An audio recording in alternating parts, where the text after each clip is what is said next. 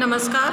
हम बात कर रहे थे मुद्रा अविस्फीति और संस्फीति की। उसमें कल अपन ने देखा था कि मुद्रा अविस्फीति के क्या कारण होते हैं। आज अब अपन देखें मुद्रा स्फीति और अविस्फीति के प्रभावों की तुलना हम करके आज देखें कि क्या इनमें अंतर होता है।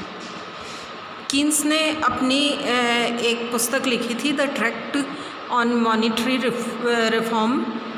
इसमें मुद्रास्फीति और अविस्फीति के आर्थिक प्रभावों की तुलना करके और ये बताया था कि ये दोनों ही हानिकारक होते हैं, लेकिन इनमें अविस्फीति ज़्यादा हानिकारक होती है।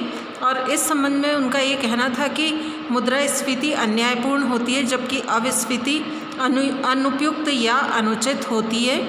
इन दोनों में अविस्फीति ज़्यादा खराब मानी जाती है। ऐसा इसलिए होता है कि एक गरीब संसार में बेरोज़गारी बढ़ाना एक स्थिर या नियत आय वाले व्यक्ति को निराश करने की बजाय ज़्यादा बुरा होता है। अब इन्होंने ये मुद्रास्फीति को अन्यायपूर्ण क्यों माना, इसके पक्ष में उन्होंने इसके निम्न कुछ तर्क दिए। वो तर्क थे, पहला है मुद्रास्फीति को अन्यायपूर्ण इसलिए कहा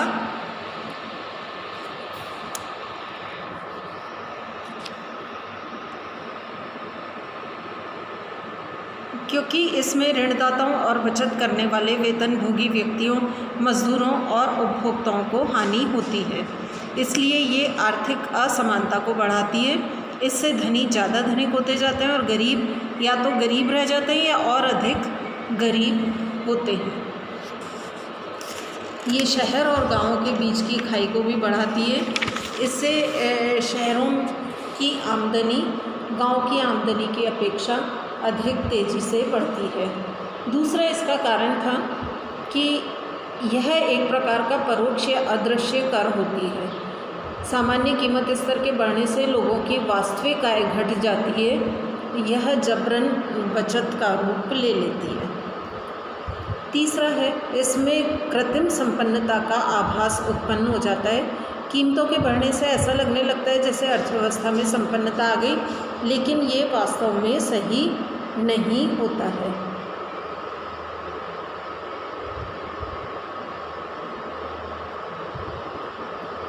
चौथा है, इसमें सट्टेबाजी,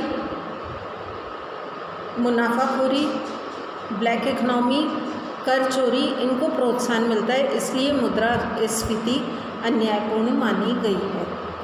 अब हम देखें कि मुद्रा अविस्फीति अनुपयुक्त क्यों कहलाती है।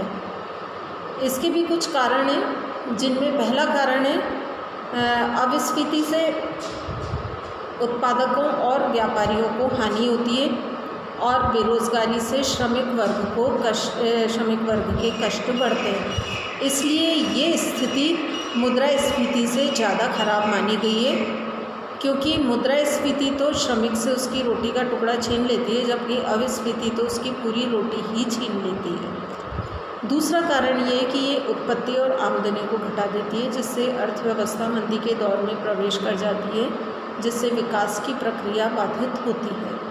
तीसरा है, बिना बिका माल गोदामों में भर जाने से नए निवेश का मार्ग रुक जाता है और घाटा होने से पूंजी निर्माण में बाधा पहुंचती है।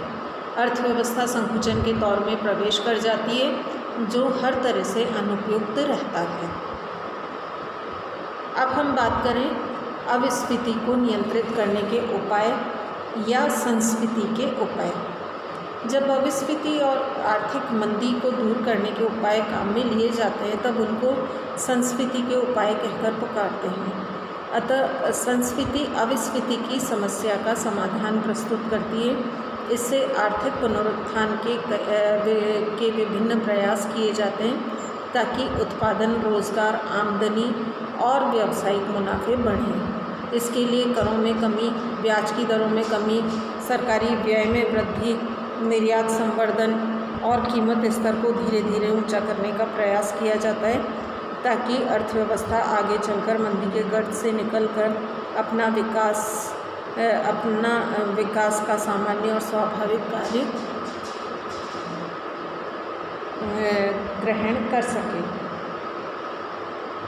संस्फीति के विभिन्न उपायों की बात हम करें तो वो उपाय कुछ इस तरह से हो सकते हैं, जिसमें पहला है ब्याज की दर को कम करके विनियोग में वृद्धि की जा सकती है।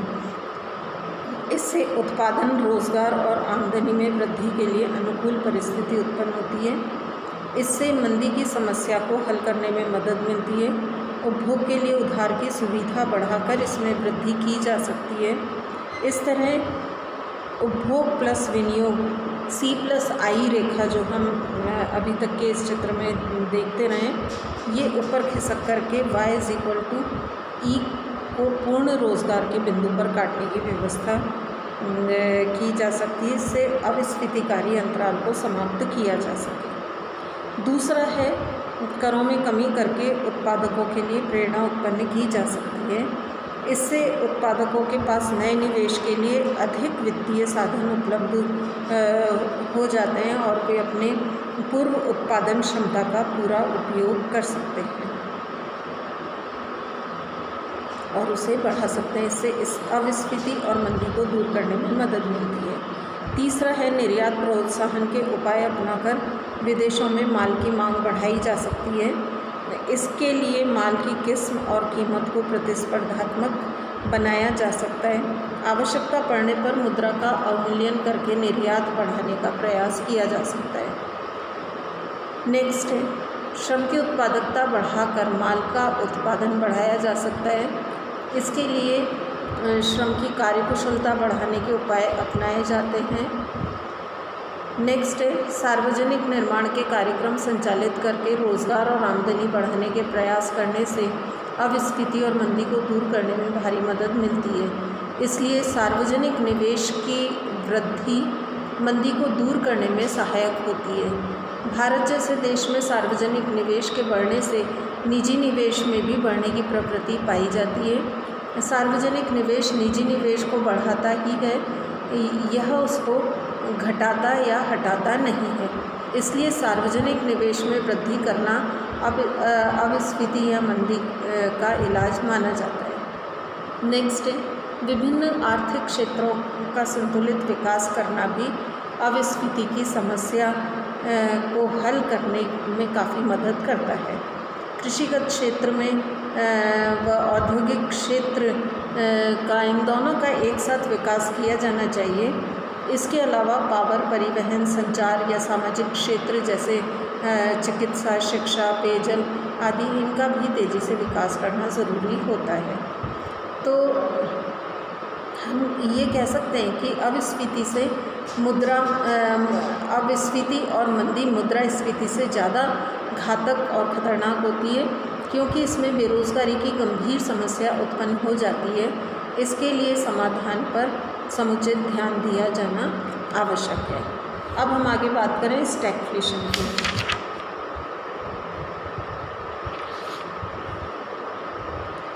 स्टैगफ्लेशन में महंगाई और मंदी, इसका अर्थ हम पहले देखें तो स्टैगफ्लेशन में महंगाई और मंदी दोनों के लक्षण एक साथ देखने को मिलते हैं।